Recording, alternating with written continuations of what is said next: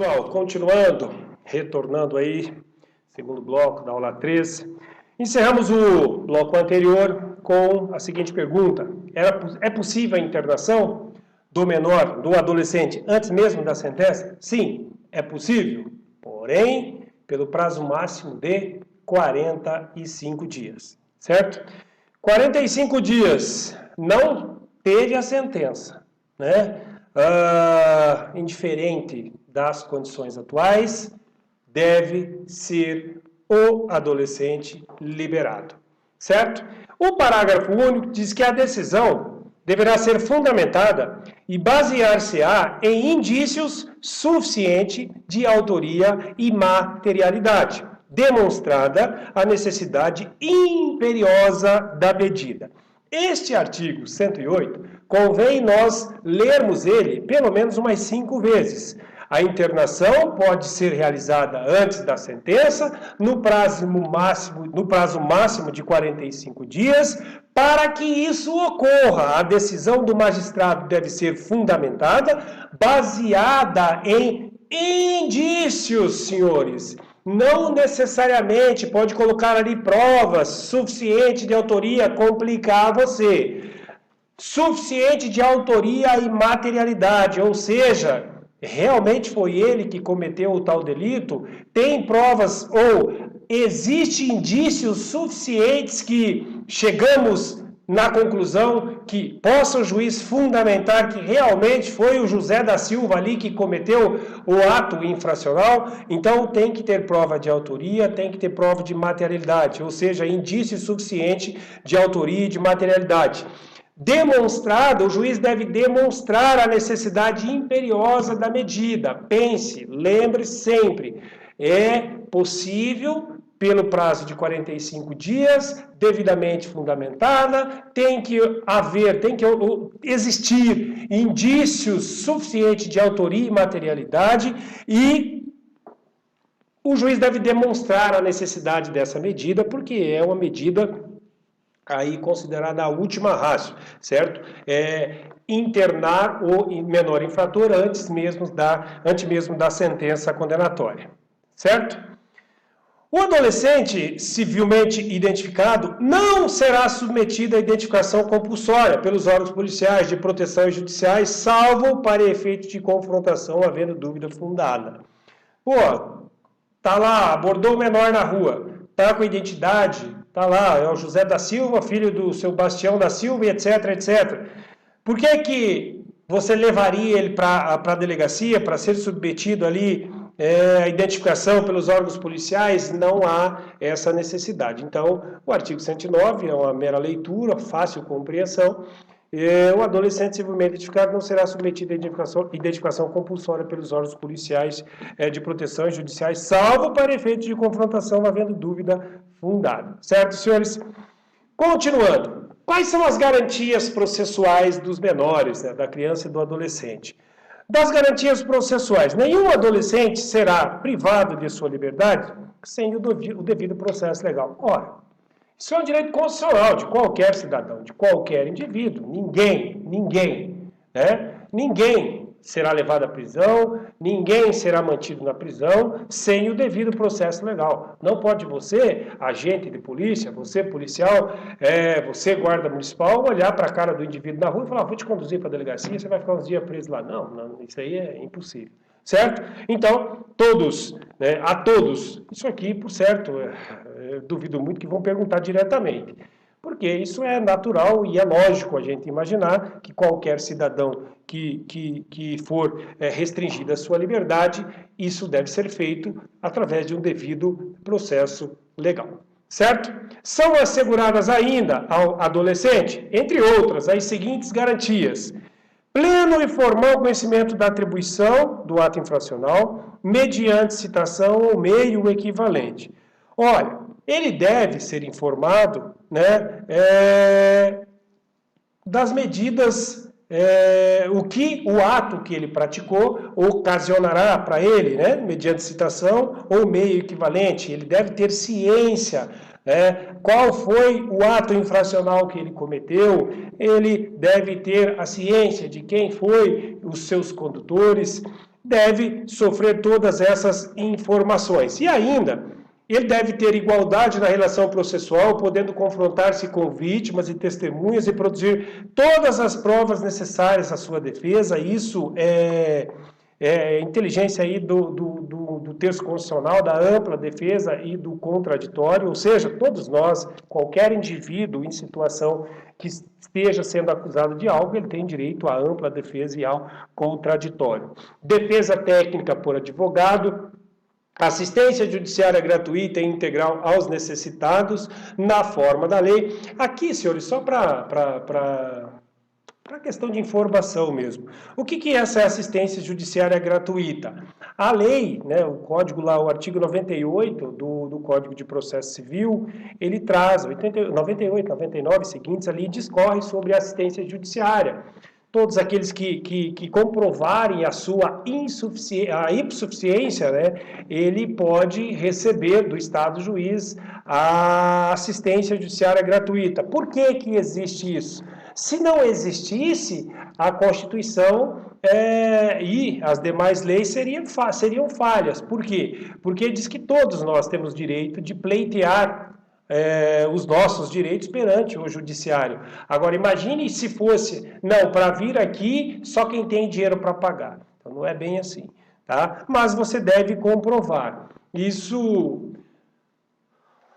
assim, não é legal a gente falar valores, mas depende muito do caso concreto, mas normalmente as pessoas que ganham menos de R$2.000, aí, pelo menos nos meus casos, normalmente, quando é um salário, a gente comprova um salário menor que isso, normalmente o juiz concede. Agora, passando disso aí, já começam a entrar alguns outros pontos. Da mesma forma que já tive caso também de pessoas que ganhavam aí 5, 6 mil reais e teve a justiça gratuita. Por quê? Porque nós conseguimos demonstrar que aquilo ali, na prática, aquele valor não era o que se resumia na prática. Na prática, o cara tinha mesmo aí menos de R$1.000. E tudo devidamente demonstrado. Então, quanto a isso aí, deve ser analisado o caso concreto. Se você é curioso, porque eu sou curioso, quando eu estava na faculdade ou qualquer curso que eu vou fazer, se eu vejo o professor falando lá, ele cita alguma coisa fora desse caminho, eu vou lá ver. Eu vou dar uma olhada para eu fechar as normas ali. Então, tá com o celular do lado, isso é certo. Eu sei que você está com o celular aí. Digita lá CPC, Código de Processo Civil, vai lá no artigo 98, 99 e 100, dá uma lidinha nele lá. Você vai entender mais ou menos como se dá a assistência judicial gratuita. Direito de ser ouvido pessoalmente pela autoridade competente. Então, o adolescente aí que ele estiver sofrendo qualquer tipo de processo, né, ele, para a solução aí do ato infracional, ele tem o direito de ser ouvido pessoalmente perante a autoridade competente. De solicitar a presença de seus pais ou responsável em qualquer fase do procedimento. Mais uma vez, eu reforço esses artigos de incisos, assim, alíneas, é interessante a gente dar umas duas lidas neles, certo? E agora falaremos um pouco sobre as medidas socioeducativas. O 112, desculpe, verificada a prática de ato infracional, a autoridade competente poderá aplicar ao adolescente as seguintes medidas. Questão boa, seria um artigo bom para a questão aqui, porque é só inverter, né? Verificada a prática de ato infracional. Quais as medidas que podem ser aplicadas pela autoridade competente? Pronto, já fiz a pergunta. Pode ser advertência, pode ser obrigação de reparar o dano. Senhores, eu aumentei aqui, por quê? Imagine lá, o menor tentou furtar o seu veículo, certo? Quebrou o vidro, entrou no carro, mexeu ali, estourou o miolo de chave e não conseguiu funcionar, cortou a fiação, não conseguiu funcionar, a polícia chegou e... Opa! Nessa condição ele pode ser apreendido, não pode? Por quê? Porque é uma condição de flagrância. Ele foi pego no momento, ele foi pego praticando o ato infracional, ele vai ser conduzido. Pode ser lá na frente, porque isso tem um valor, não causou um dano ao seu patrimônio. Imagine quanto custa um vidro aí hoje de um carro, depende do carro, né? Quanto custa uma chave aí? A depender do carro, brincando ali, para um miolo de chave, você vai pagar R$500 aí, tranquilamente. Tranquilamente. Então, ele pode ser, o juiz, a autoridade competente, determinar que ele repare o dano, que ele paga, que seja ressarcido o valor do dano. E ainda, prestação de serviço à comunidade. Na época que eu estava na guarda, isso, meados de 2007, eu acho, 7, 8. Naquela época, a instituição daqui era nova e começou isso aqui, bastante desses meninos vinham prestar serviço ali. Na verdade, eles vinham ali e passavam um tempo, serviço nunca vi ninguém fazendo. Mas o juiz, a autoridade pode determinar a prestação de serviço à comunidade. Claro que tem toda uma especificidade para isso, deve ser analisado o dia, horário, etc., mas nós falaremos um pouco mais adiante. Ele pode ser também determinado a medida de liberdade assistida, ele está livre, mas estamos de olho, negão. Inserção em regime de semi-liberdade, internação em estabelecimento educacional. Senhores, esse artigo 112 é um camaradinha que é questão pronta também. Exatamente, ó, 1, 2, 3, 4, 5, 6. Então, eu vou colocar somente 1, 3 e 6 estão certas, 2, 3 e 5 estão certas, somente a 2 e 4 estão erradas, todas as alternativas estão certas. Pronto. Deu desespero na cabeça do candidato.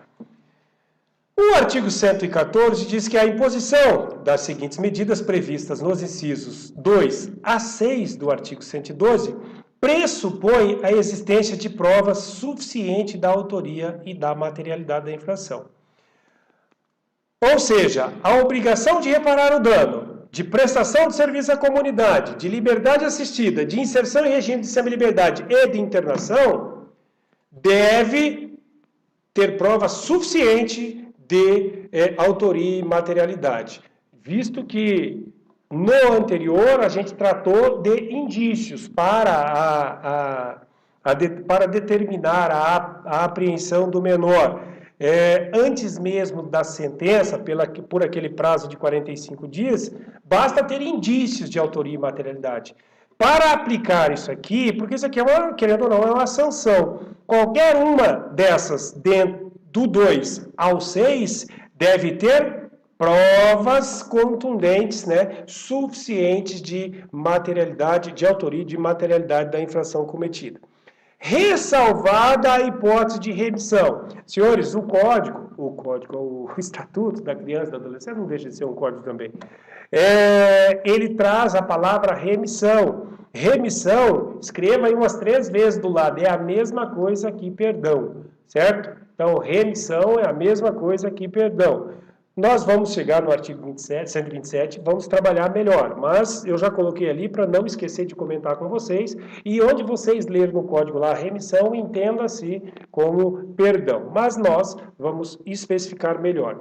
A advertência poderá ser aplicada sempre que houver prova da materialidade e indícios suficientes da autoria. Houve o furto? Houve. Há indícios que foi o José das Couves, agora vamos mudar o José da Silva, que foi o José das Couves menor ali, que praticou o ato infracional? Sim, então já cabe a advertência, a autoridade competente já pode adverti-lo, este cidadãozinho. O inciso 7º do 112, qualquer uma das previstas no artigo 101, do inciso 1 ao inciso 6º, dá uma olhadinha lá também, são as medidas referentes às crianças. Então, além da advertência, além dessas, o juiz também pode acrescentar com qualquer uma ou umas das previstas no artigo 101, daquelas que é cabível à criança. Beleza? Fácil, né? Eu coloquei ela aqui, nem lembrava que eu tinha... Coloquei todas elas aqui, basta a mera leitura, eu sei que vocês já leram, então não iremos perder tempo. O parágrafo 1º traz o seguinte: a medida aplicada ao adolescente levará em conta a sua capacidade de cumpri-la, as circunstâncias e a gravidade da infração. Ora, Pessoal, quando o estatuto traz ali em decisão fundamentada, por certo que tudo aquilo que foi colhido nos autos processuais, o juiz vai levar em conta, né, para fundamentar a sua decisão.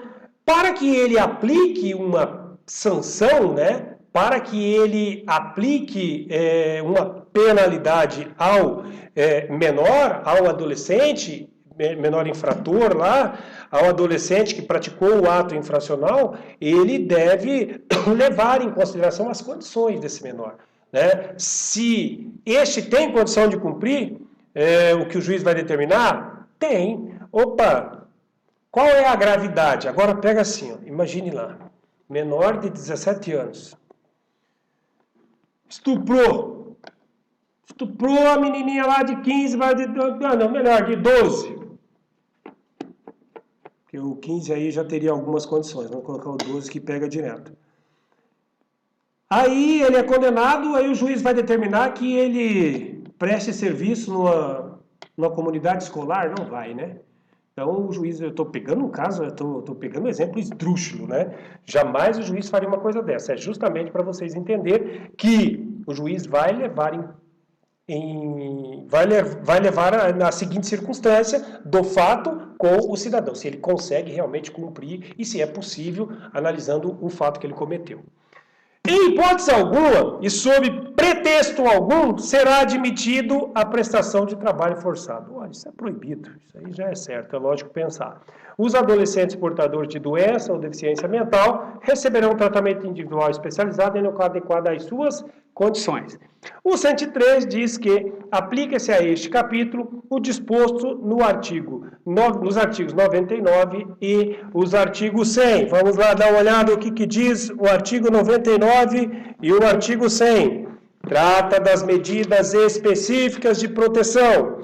As medidas previstas nesse capítulo poderão ser aplicadas isoladas ou cumulativamente, bem como substituídas a qualquer tempo.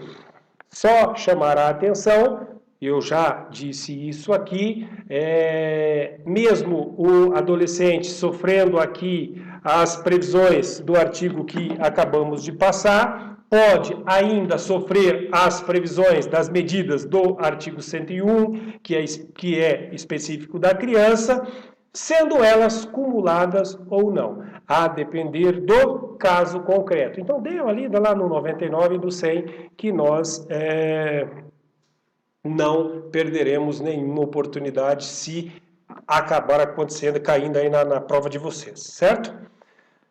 A advertência. Isso aqui, tendo em vista o termo aqui, admoestação, também coloque o gaivota aí para a gente não perder questão de graça, certo? O artigo 115 diz que a advertência consistirá em admoestação verbal, que será reduzida a termo e assinada. E aí, o que é admoestação verbal? O que vem a ser, Davi? Admoestação verbal. Consultando o meu Aurélio, para que vocês jamais esqueçam, é uma bela mijada, certo? O juiz vai, vem cá, ô cidadãozinho, né?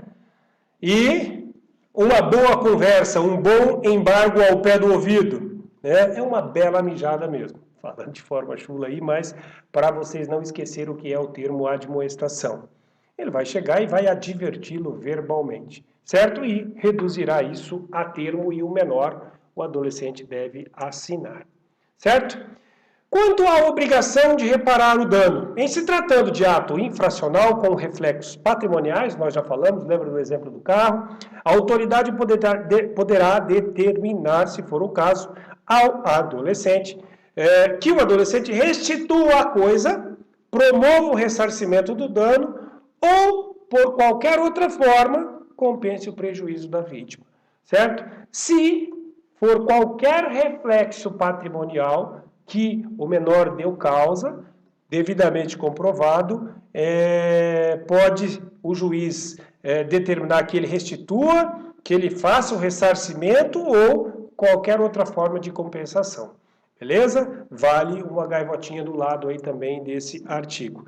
O parágrafo único diz que, havendo manifesta impossibilidade, a medida poderá ser substituída por outra adequada. Tudo isso a depender do caso concreto. Já a prestação de serviços à comunidade.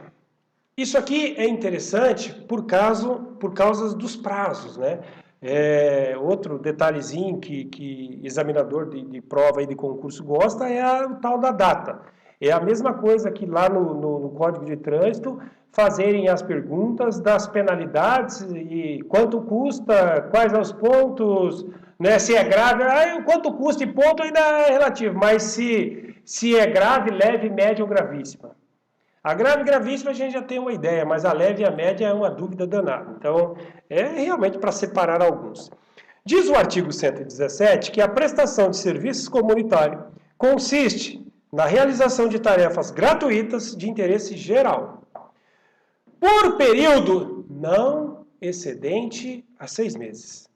Se o juiz determinar que o cidadãozinho pague serviço comunitário, preste serviço comunitário em determinada instituição, esse trabalho não pode exceder 6 meses, junto às entidades assistenciais, hospitais, escolas e outros estabelecimentos congêneres, bem como em programas comunitários ou governamentais. Aí, uma bela pergunta: quais os dias da semana que o adolescente pode prestar esse serviço? E ainda, é possível o juiz, na verdade não é eu, viu pessoal, desculpe aí, é possível que o juiz determine a prestação desses serviços em finais de semana? Sábado, domingos e feriados? A pergunta é boa, a dúvida. Quais os dias da semana que ele pode prestar esse serviço? É possível a prestação desse serviço em sábado, domingo e feriado? Parágrafo único responde para nós, senhores. Sim. As tarefas serão atribuídas conforme as aptidões do adolescente, devendo ser cumpridas durante jornada máxima de 8 horas semanais. Cuidado colocar 8 horas diárias para prestação de serviço, já faz você rodar na prova. Aos sábados, domingos e feriados ou em dias úteis, de modo a não prejudicar a frequência, a escola ou a jornada normal de trabalho. Então, indiferente, pode ser sábado, domingo ou segunda. Terça, quarta, quinta e sexta, pode ser feriado. O dia da semana indifere. O que nós temos que prestar atenção é que será no máximo por 8 horas semanais, de modo que não prejudique o trabalho ou a sua ida à escola, né? A sua frequência escolar. Maravilha? Fácil, né? Creio que aqui nós não vamos perder também. Agora, trataremos da liberdade assistida. Nítido, estamos de olho. O senhor está livre? Livre entre aspas, mas tem alguém olhando, tem alguém cuidando. A liberdade assistida será adotada sempre que se afigurar a medida mais adequada para o fim de acompanhar, auxiliar e orientar o adolescente.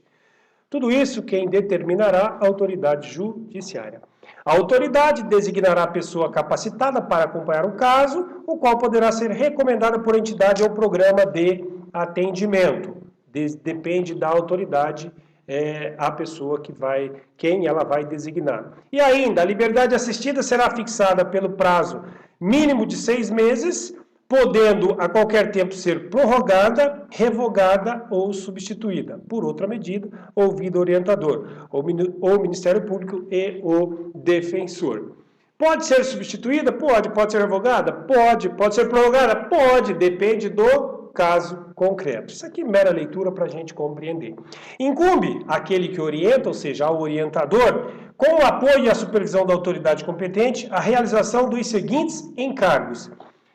Também, se nós pegarmos lá, vou pegar aqui, tratando da liberdade assistida prevista no Estatuto da Criança e do Adolescente, falando especificamente ao orientador, com o apoio e supervisão da autoridade competente, quais são os encargos que esse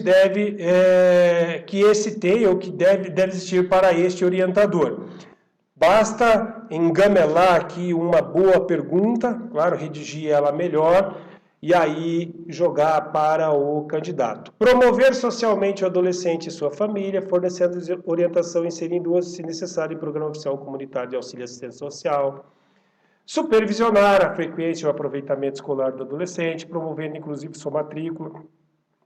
Diligenciar no sentido da profissionalização do adolescente e de sua inserção no mercado de trabalho. Pessoal, vou passar aqui mais um bisuzinho para vocês. Quando nós estivermos, quando a gente for responder questão de prova, principalmente questões mais, né, assim, maiores, né, questões mais elaboradas, preste atenção, leia com atenção e tire palavras negativas. Às vezes tem uma palavra que não tem nada a ver, a palavra repetida, mesclando alternativas, e isso é fácil visualização. Até eu falo que quando você lê o artigo, ele é limpo, ele é claro, supervisionar a frequência e o aproveitamento escolar do adolescente, promovendo inclusive sua matrícula. Ora, diligenciar no sentido da profissionalização do adolescente e de sua inserção no mercado de trabalho. Não tem nada que quebra o contexto do inciso. É uma frase limpa, uma frase que soa bem. Então, cuidado, preste atenção. Às vezes a gente consegue determinar que aquele item está errado com a mera leitura. Você já vê palavras repetidas, coisas que não tem nada a ver com o caso e está ali a palavra. É justamente para te complicar. E ainda apresentar relatório do caso. O regime de semi-liberdade pode ser determinado desde o início ou como forma de transição para o meio aberto, possibilitada a realização de atividades externas, independentemente de autorização judicial. Claro que ele está sofrendo os consectários ali da norma, né, do Estatuto da Criança e do Adolescente, mas ele está em semi-liberdade. Então, semi-liberdade é bem diferente do semi-liberdade do criminoso mesmo aí, do maior de idade. São obrigatórias a escolarização e a profissionalização, devendo, sempre que possível, ser utilizados os recursos existentes na comunidade. Mera leitura. A medida não comporta prazo determinado, aplicando-se no que couber as disposições relativas à internação. Agora, senhores, da internação.